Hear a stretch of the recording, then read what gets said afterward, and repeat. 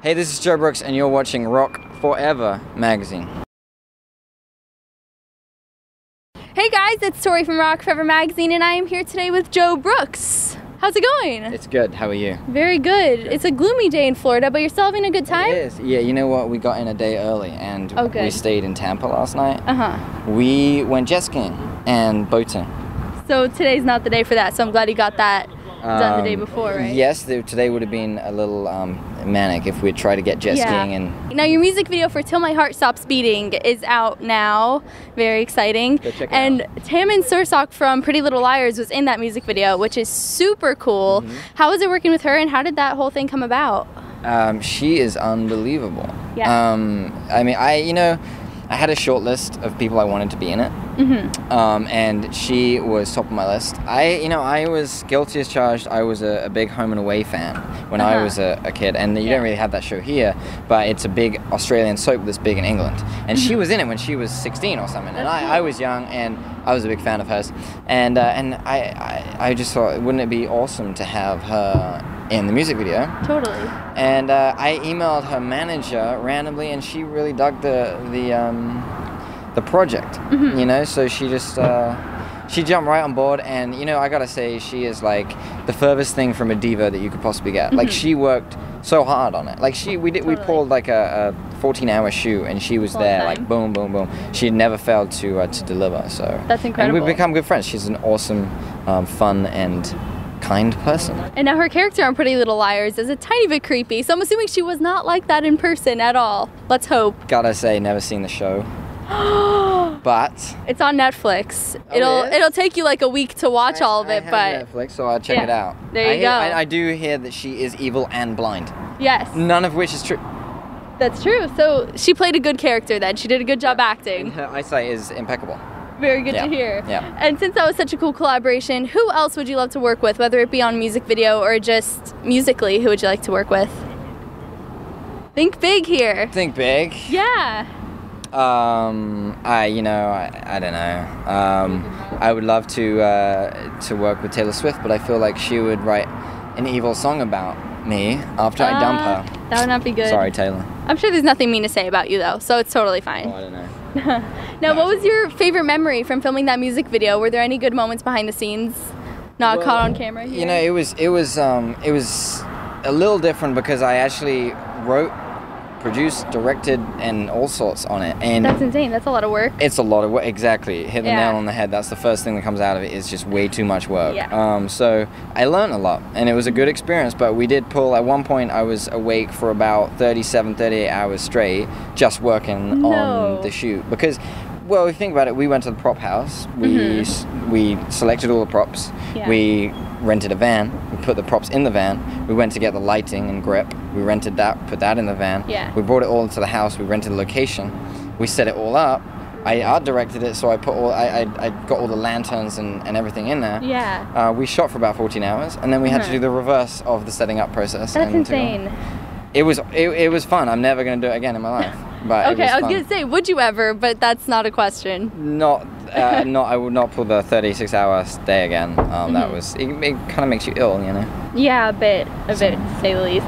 But once all that work was done, it was totally worth it, because that music video turned out incredible. I'm very pleased with how it turned out. I was, again, a little bit anxious during the process because you're never quite sure how it's going to... It was such an experiment for me.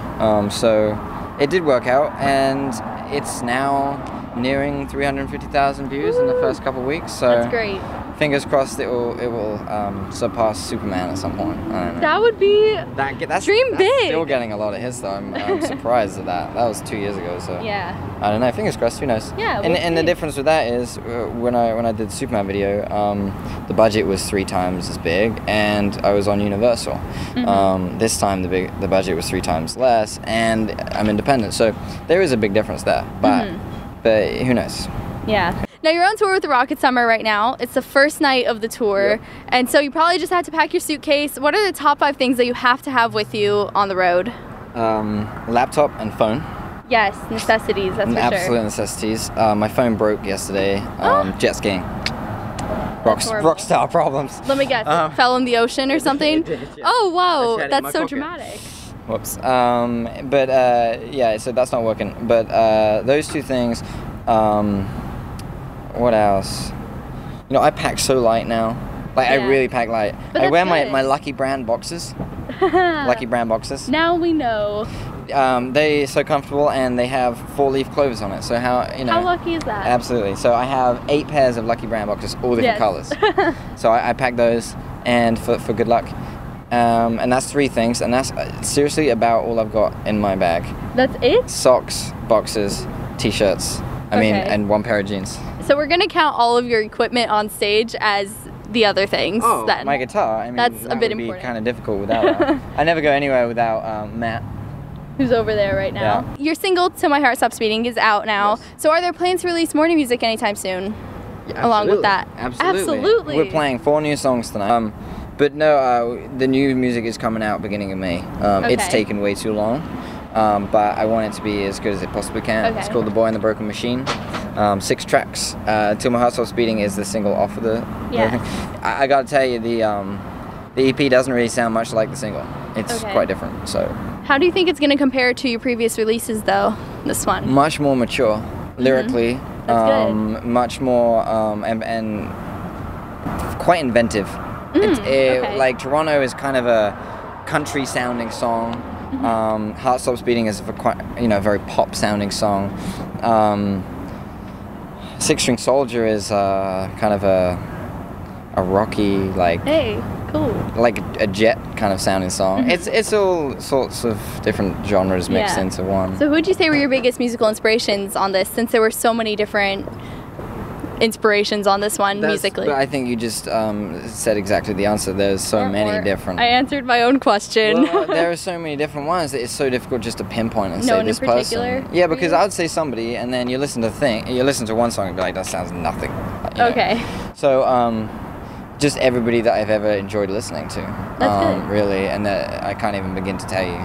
And now you're doing meet and greets on this tour. Yes. Every show you're doing a meet and greet? Not every show. We did that last time, and we realized that it's tiring because you have to get there early every time. And so if we're doing a 10-hour drive, it's difficult to do that. So we just picked like the bigger markets for us, and we did more. We did more.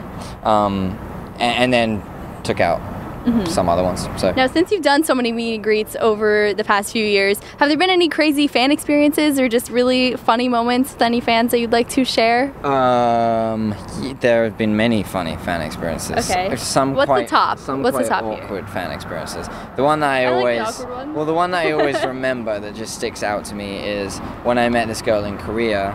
They always bring gifts. It's like part of their culture. I don't know. Everyone brings a gift. That's awesome, though.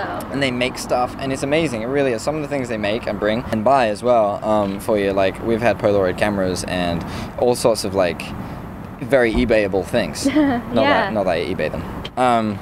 That would be horrible, wouldn't it? Yeah. Thanks. That's gonna get me 120 on eBay. If the fans saw that you're, would that be so sad? No, that's obviously not what I do. But a girl came up to me and she said, I feel like she didn't have anything to give me, and she kind of seemed like she felt bad. She just handed me half a carton of milk, and it was open. Oh. And I kind of took it, and I thought there was like a trash can behind me. I was like, oh, do you want me to put it in the trash? She's like, no, it's for you. Yeah. I was like, oh, cool. Well, thanks. I mean, I didn't know what to say. I didn't know. Was that the only time that's ever happened? I mean, it tasted great. Just great. Kidding. Just kidding. Definitely did not. Never, ever you never drink or eat anything that it's not like unopened. Right. Some people that you see time and time again, you kind of trust them, but sometimes you're just not sure what's happened to them. Right. And you get people, we've been at shows before where the front row will be able to reach up. Yeah. And so we've had, when I'm not looking, we've had like a group of girls take my water from the stage, each of them take a sip out of it and then put it back. And I didn't know, so I just carried on and drank out of it. And afterwards, because they were doing like the meet and greet afterwards, they were like, they thought it was hilarious. No. Me and my tour manager looked at each other and were like, that's disgusting. Like, that's just, it's not disgusting, it's just weird. Yeah, it is a little creepy. But hey, I didn't catch anything, so yeah, that's good. Well, fans out there, if you are that close to the stage, don't drink his water. You know what he they doesn't can appreciate do? They steal everything from the stage, all the set lists, and if we have any lyrics up there, they always steal those. That's okay. We just need to print some more. Someone stole a harmonica once, and then didn't have time to get one for the next show, but it's hopefully they put that harmonica to good use at least. Who knows what they do. Nobody else steal his stuff. Don't do that. But if you had to come up with a mission statement for you and what you want to accomplish through your music, what would your mission statement be? Time to go big or to go home.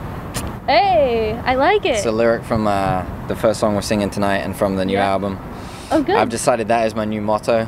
I'm going big or I'm going home. So it's a good motto. It's going to be one or the other. It's going to be one or the other. Totally. So. And now we have a fan question here from Jessica, and she wants to know the inspiration for you to write the song Voices. Well, hi Jessica. Voices was I wrote for a C.S. Lewis BBC tape thing that they did, cassette thing, and it for Screw Tape Letters, which is about the devil. And so Voices comes from a place of kind of an exploration of faith, and really just talks about the voices that you kind of have. Everybody has it to different degrees, their conscience or instincts or whatever you want to call it, and talks about them in the angel and devil kind of shoulder thing. And I'm really proud of that song. I wrote and produced it in a shed around the corner from my house in Southampton in England, and just a tiny little shed that my friend has, and yeah, I'm very proud of that song, and that's one song that I always, it's difficult when someone asks you, oh, play me some of your music, because maybe they're not familiar with it. You're always like, I don't really like, whatever. So I always give them something like Voices, because it's a bit more of a mature listen, So yeah, it's a good one to think about and look at the lyrics. Well, listen to the lyrics and pay attention to it. It's definitely something you can listen to a couple of times. Yeah. And now, what are your plans for after this tour with the Rocket Summer? What's coming up for you? World Domination comes next, and then I'm going to be doing the dishes. So, we got some good goals there. I'm excited to see that world domination happening. The record comes out end of April, early May, and then we're going to Asia. I haven't announced that yet, so there you go. Everybody in Asia, how excited are you right now for that? Everybody in Asia, absolutely everybody is. We are going to Malaysia in May. And we are trying to put another show together in a different country as well, which is very exciting. And traveling overseas, what are you most looking forward to experiencing or trying while you're in a different country? I like trying all the new stuff. And you know what? When we go to Asia, we get treated so well. We're always in 5-star hotels, which is awesome. Not bad. Which is definitely very different to here. And we have a lot of fun. I'm hoping to take over. We usually go as a trio, me, Matt, and Clinton, keyboard, drums, and me. But I'm hoping to take over 4 this time. It's just so expensive. But that's exciting. It's exciting. One more person to party with, right? Maybe you could catch a show out there instead of here. Totally, why not? I'll just be over there in like 2 seconds. I'll meet you there. And now, social networking is such a great way for artists to keep in touch with fans and everything like that. So where can they follow you and check out your music? Go to Joe Brooks Music on everything. So youtube.com/Joe Brooks Music, facebook.com/Joe Brooks Music, twitter.com/Joe Brooks Music, joebrooks.com. Place to be. So make sure you check out Joe Brooks on tour right now with the Rocket Summer album coming very, very soon. Thank you so much for hanging out. It was great talking to you. It was a pleasure to meet you. Thank you so much. And subscribe to our channel for more interviews, and we'll see you next time. Bye.